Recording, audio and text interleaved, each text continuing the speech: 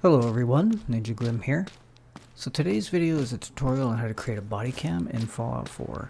This will be the first video in a series of videos I like to call Will It Body Cam, where I take RESHADE and any available mods to create a body cam effect in some of my favorite video games. Today's game is Fallout 4, but in the future I will be covering other FPS games like some of the Far Cry titles, the Metro series, and hopefully the upcoming Stalker 2.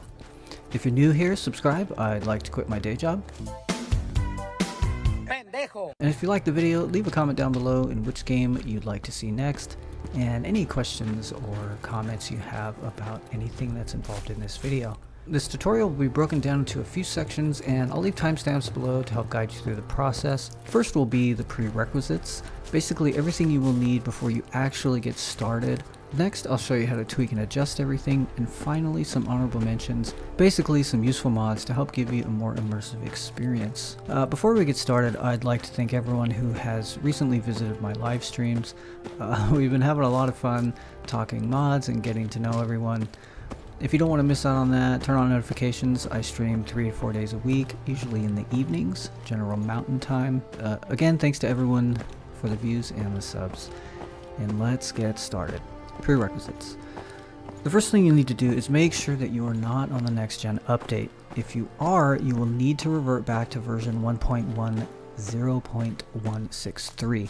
If you don't know how to do this, there's a great video by Circuit Score who walks you through the process. Please go watch his video. It's only 5 minutes long, and also this only works on the Steam version of the game. Once you revert back, you'll need to install the script extender, and the build is 0.6.23. There's a link down in the description below where you can download it. Now that that's installed, let's get into the mods that are required. First, you're going to need a mod manager. I use Vortex. I recommend it only because it's what's used in this video. I cannot speak for other mod managers. The main mod you will need is for the custom weapon inertia. This is what's used to make the weapon move a bit more freely, and this comes from a mod called Uneducated Shooter. This mod has its own prerequisites such as address library, F4SE plugins, and mod configuration menu. Once you download those, head back to Uneducated Shooter, click on File, scroll down to Old Files, and download version 0.93. You may be able to use other versions, but this is the one that I've used because this is the version that allows you to edit the INI file, which I'll go over in the next section of this video. You will also need FOV slider and player height. This mod will allow you to independently change the FOV of the camera, weapon, Pip-Boy, and terminals. This is necessary because when using RESHADE, it bends and warps the image, changing how vanilla FOV looks, so this is a must-have. As well as some sort of HUD customizer, I use Fall UI. This mod allows you to customize the placement of icons on your HUD, such as your health, stamina, and compass. I feel that both of these mods are mandatory. Now, as far as the HUD customization goes, I think you can use pretty much any HUD customizing mod out there. I just use Fall UI because it allows me to keep the vanilla menu, which other mods can change.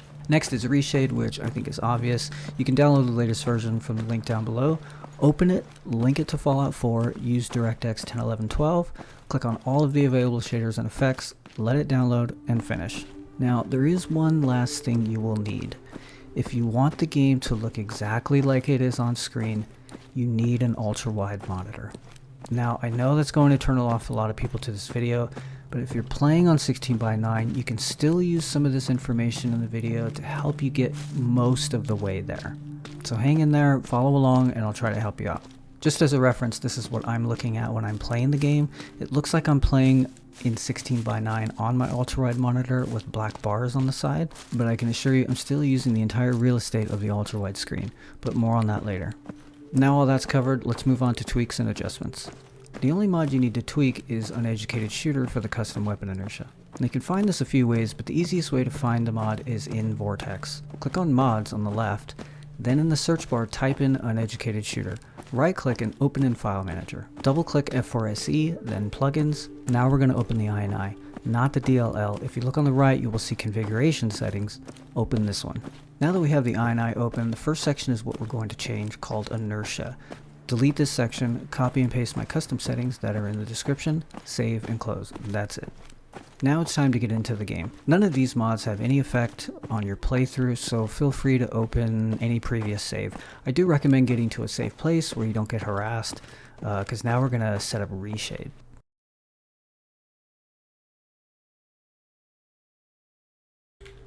So now that you're in a safe place, you can see that this is vanilla, ultrawide, no RESHADE applied. So I have a hotkey, I press F1, turns on the RESHADE. Press it again, turns it off. I'm going to show you how to set up a hotkey. You press home on your keyboard and that'll open the RESHADE. You're going to come up here to settings. And you're looking for the third one down, effect toggle key. This allows you to turn it on and off. Sometimes you need to do it. Here's how you set up the hotkey. So you click here, you'll see a cursor pops up. I use F1. You can use any button you like, just make sure it's not bound to any other key. You have to press enter for it to work. You see the cursor disappears. Now we can go back home, press F1, and you see how the shaders turn on. Easy. Now, I know that there is some eye candy here, because you can see that when you turn it on, it kind of highlights things. You know, this is my own custom RESHADE. So if you'd like me to do a video on that, I can. But we're only going to be talking about a couple of settings in here that actually produce the Bodycam effect. So in a future video, I will be talking about my E&B and the eye candy reshades that I have applied here. So go ahead and follow. And I'll be putting that out after this one. So we're only going to concentrate on these three right here: C shade, transform, vignette, and perfect perspective. So we're going to turn off all these other ones. We're only going to concentrate on these three here. Now, this is a load order for your shaders, and load order in RESHADE is the same as a load order in your mod list. Each individual shader has an effect on the previous one, just like mods do. If you install a mod after a certain mod, it may overwrite some of the previous stuff.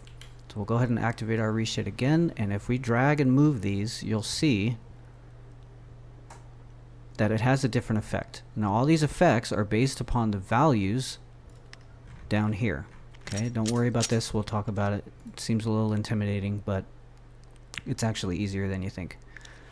So make sure that this is in order. Now you can use the search bar to find these. Again, I'll have these in the description down below. Use the search feature. Once you find them, you right click it after you activate it and you move it to the top.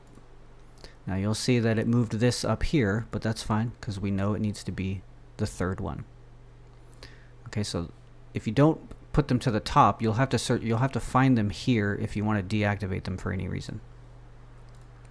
So we're only going to concentrate on perfect perspective. So we're going to have that one active, and we have it down here available. So I'm actually going to set this to default, or at least make it look like it's off. Okay. And this is just going to help you see what these settings actually do. So the only ones you need to pay attention to are in-game and border appearance. These are the two that you're going to work with today. Now distortion, you do just turn these off. These are fine adjustments that you don't really need. So again, go to distortion, turn these off, close it out. Now we're going to go to in-game. So as soon as I start moving this, you'll see that the image starts becoming like a fisheye lens. Okay, my setting is 100, so I play at 100 FOV. Okay. Now obviously this isn't what you would play, but we're going to fix all that. Now this number here, 100, is directly correlated with your in-game FOV. Okay, and I use I use 95. So this number here, 100, this needs to be, your in-game FOV needs to be within 5 degrees. So it could be 95, it could be 105. It doesn't have to be, but this is just the ratio I use, because if you go too high, the image gets really weird. If you go too low, the image gets really weird. So it's a tug of war between these two settings, your in-game FOV for perfect perspective and your in-game FOV for your first person. And again, this is FOV slider. This is the mod I talked about earlier. Now FOV slider also has other FOV changes, all independent, third person aim, first person power armor, etc. One of the other ones you're going to have to focus on is the view model or the weapon. Okay, we'll talk about this in a little bit once we're finished. And then your Pip-Boy, you know, you can change the FOV of your Pip-Boy independently from everything else, your weapon and everything, and then terminals and furniture. These aren't too important. You can figure these out on your own. It's just personal preference. Okay, so once we have our FOV set in perfect perspective, we're going to go ahead and turn on C-Shade Transform. Now you'll notice that this is what C-Shade Transform does. It's not pretty to look at, but we're going to fix this. So these are the two settings that you have to worry about. Here is scaling. So there's this scaling and this scaling. Now what these numbers do is they change and warp and stretch the image. Okay, so this looks like C-Shade Transform is off, but it's actually on. So we're going to move this. This is 1730. 1730. Okay, and you can see it's basically squishing the image from left to right inward. Okay, so what we're essentially doing is we're taking the entire ultra wide image and we're squishing it into a 16:9 space. Okay, so 1730, 1.730. The other option is doing top down and bottom up. Okay, this is so you can get your HUD to fit on screen, because if you don't do this, your HUD will be off screen. So this is set to 1380. Now this may look like it's broken, but it's not. So that's all you have to do is C-Shade Transform. In the scaling, 1730, 1380. Okay, now we go back to perfect perspective down here. We open it up and we go to border appearance. Now this is where we get rid of most of this artifacting. This is the zoom, the cropping feature. So we're just going to set it all the way to 100 or 1000. Okay, once you do that, now you can see you only have the left and the right to deal with. And that's where Vignette comes in. We click Vignette. And now it looks like exactly what you've seen beforehand.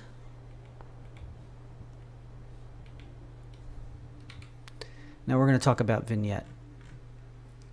So this is personal preference. You can set this up however you like, but I'm going to show you what these individual settings do to give you a better idea of how to set this up yourself. But you can use my exact numbers here. So we're going to start at the bottom here. It's called slope. This is basically, it's kind of darker around the edges, so we just leave that at 16. And then we have amount, which is the next one up. It's -2000. And this is just a fine-tuning adjustment, but it's essentially off. Then we have radius, which is -730. This just basically makes it really tiny or really large. So you really want to just have it to a point where it's covering all the artifacting. Okay, so this was 730, and you have fine adjustments here you can use with the arrow keys. And then you have ratio, 1.125. This just messes with the angle. Okay, 1.125. There we have it. So now you've successfully set up your Bodycam fisheye for your ultra-wide monitor. Now I do want to stress other shaders here. Some sharpening tools. I use Fast Sharp and Adaptive Sharpen because the game can look extremely blurry when you start manipulating the image with perfect perspective and C-Shade Transform. As you can see, this looks pretty clean, but if I turn off my sharpening tools, it's a little blurry. So we re-enable them, and you can really read. Adaptive Sharpen does a lot more. Okay, Adaptive Sharpen is set to 2, and Fast Sharp You only have to worry about sharpness intensity, and it's 0.250. So if you go too high, you can get a lot of shimmering and artifacting. So again, this is personal preference, tug of war, however you want to set these up. But I'll also put these down in the description.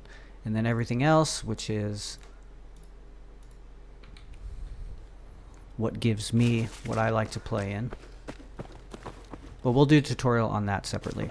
So now let's talk about the FOV really quick. Your weapon FOV needs to be adjusted, because if you don't adjust it, I believe it's somewhere like it starts at like 80 and the gun will just be really close. And I don't prefer that. You can set this up however you like. So just as a frame of reference, I use 110. And this kind of better simulates what you would see if you push a gun out in front of you. If you push a handgun out in front of you. That feels closer to realistic than whatever vanilla is. So be sure to adjust your weapon FOV using FOV slider. This is one of the mods I talked about in the beginning of the video. So now let's talk about 1080p or 16:9.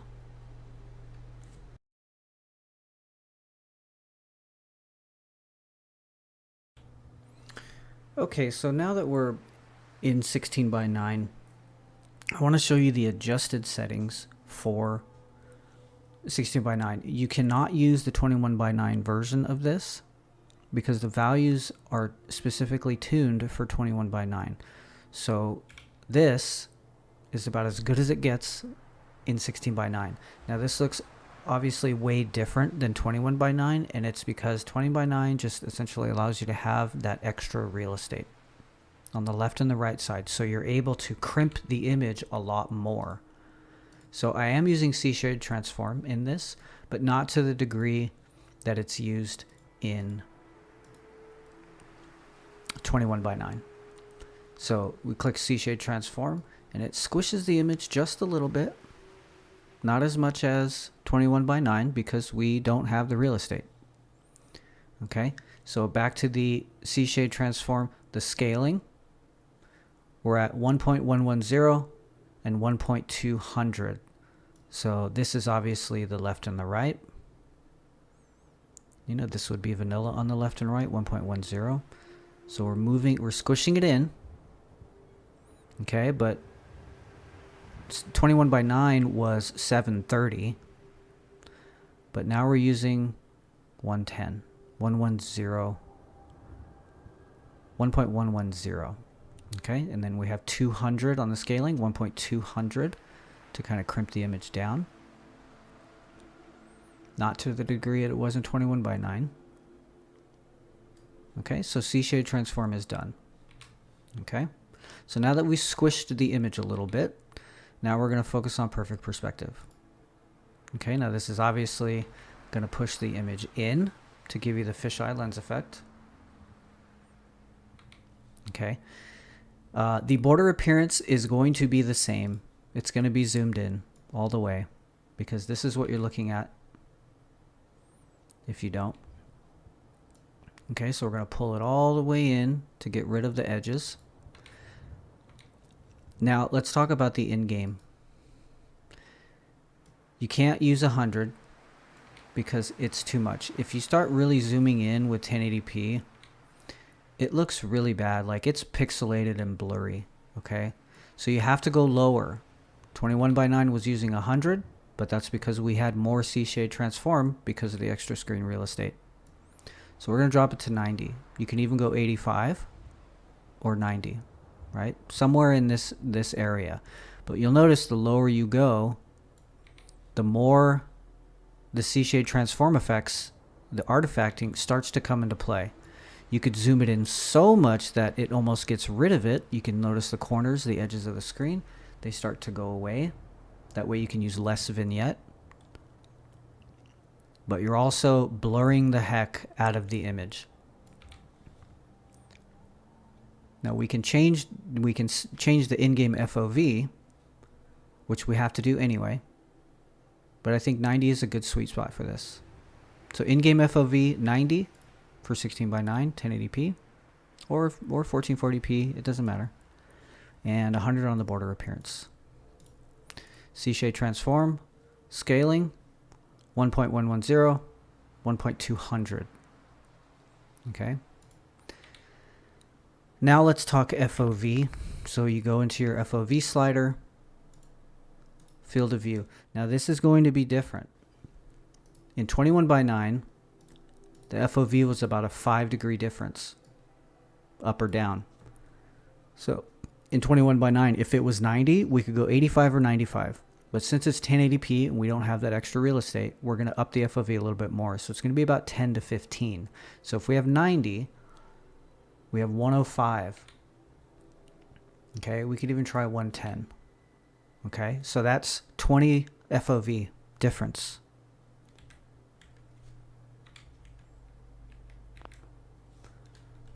So now we have something that looks a little bit more realistic, not so zoomed in.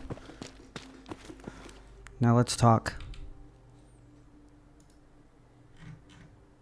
Vignette. So the Vignette is going to be the same. It's the same tuning process, but we're going to have different values. Okay, so about down here, slope is still 16, amount is still 2000. Negative 2000. Radius comes down to negative 900. Okay, this is basically how it goes in and out. So you're basically just tuning this to cover some of the artifacting. Now you will be left with some of it, because if you want to cover all of it, you're going to have to bring this in. This is really only supposed to cover the corners. So you can put it wherever you like, but mine is set to 900 at the moment. It's fine-tune adjustments here on the side with the arrow keys. And ratio is set to 1.240. This is the angle in which you do this. Now, once you figure these out, you can self-tune them. It's all up to you how you do this, but if you follow these, this is exactly how it'll look. Now, you want to also check your weapon FOV, as well as your Pip-Boy FOV. Okay, you can do that each in the FOV slider. And also remember, your Pip-Boy can be zoomed in and out with right-clicking on the side. But here we have field of view, so we have weapon FOV. These are still set to, or at least the Pip-Boy and the weapon FOV, these are still set to 21:9. So there we pulled the Pip-Boy out. I think 95 might be okay. And then your weapon FOV, you could go a little higher.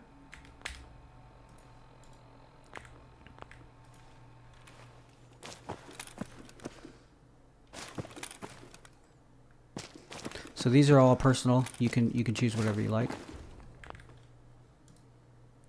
So that's how you get the fisheye lens effect, Bodycam effect for 1080p. It's not great. I'm gonna admit it. It's not perfect. It doesn't look nearly as good as 21:9 because of the extra real estate. And I will admit that doing this in 1080, it's even blurrier, because vanilla looks pretty good. Vanilla looks crisp and clean. But when you do this, it blurs the image a little bit. So that's why we have to compensate with fast sharp and adaptive sharpen. So now it's closer to vanilla sharpness. So there it is. There's 1080p. That's as best as I can get it. Maybe you can fine tune it more. And let's move on. Okay, so honorable mentions. These few mods are more immersive mods that I like to use. First is Project Reality Footsteps. You can hear that the footsteps are a lot louder, they have more depth to them. And there's also a mod that boosts them, which is Louder Project Reality Footsteps, which I do have installed as well. And these give you more deeper sounds in the footsteps. And I like footsteps in games. It's reminiscent of Tarkov. Speaking of Tarkov, there's also another mod that allows you to have Tarkov weapon sounds. So every time you aim down sight, you can hear like a weapon jiggle. And this kind of adds a little more immersion to the game. Next is a slide feature to kind of bring the game into a little bit more of a modern state. I have a bug right now. This is a good time to actually mention this bug. This slide also works in third person, and you kick people basically, but sometimes the kick feature will stay in first person. So the way to fix that is to jump into power armor, because the slide does not work in power armor, and then you jump out. Now this should bring the slide back. So this is the slide feature. I like having a slide. It just kind of modernizes the game a bit. The last one I want to talk about, and slide also has MCM support, so you can set your hotkey. Last one I want to talk about is recoil shake. Recoil shake adds a lot of visual recoil, and this definitely intensifies gunplay. Now you have these settings here. One I recommend turning off is radio blur. You don't have to, but this will create a lot of visual, like, blooming effect, and it's a little distracting, so I actually turn that off. And it also has low weapon sounds, so when you get to the last few bullets in your mag, your gun will start to click and make noise. Let's see if I can show that. So once you get towards the end, you'll hear the gun sound change.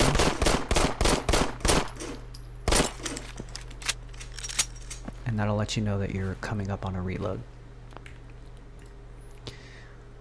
Also in recoil shake, you have base options. Now we have base shake multipliers for first person, multipliers for third person, and then we have item specific or attachment specific recoil options. I don't really mess with these, so the only ones I use is base and first person. And now you can see we have shake strength or strength multiplier. So there's strength and duration. Strength basically controls the intensity of the recoil, and duration is basically how long the recoil lasts. So if we turn this up a bit, we can see that one single shot shakes the screen a ton. So this is another tug of war where you want to get this just right for yourself. And then we also have independent ammo options. So first set up your base, which you don't really want to be too intense, because when you change individual ammos, it goes on top of these settings. So you have 38 rounds, 1080 or 10 millimeter rounds, 45. So you can go through all this and change each individual weapon ammo type to the intensity and duration that you want. Now you can break the game by doing this, so I recommend taking it slow. Don't move these sliders too much at one time. Go back into the game, set them up, and you'll be good to go. Well, that about covers it. I'd like to thank everyone for their patience. I know this video has been a long time coming. I made this video about a year ago. This is just the updated version. You know, more mods I figure out, more tuning techniques I figure out, and this just takes a long time to kind of figure this stuff out. So if you have any questions or comments, leave them down below.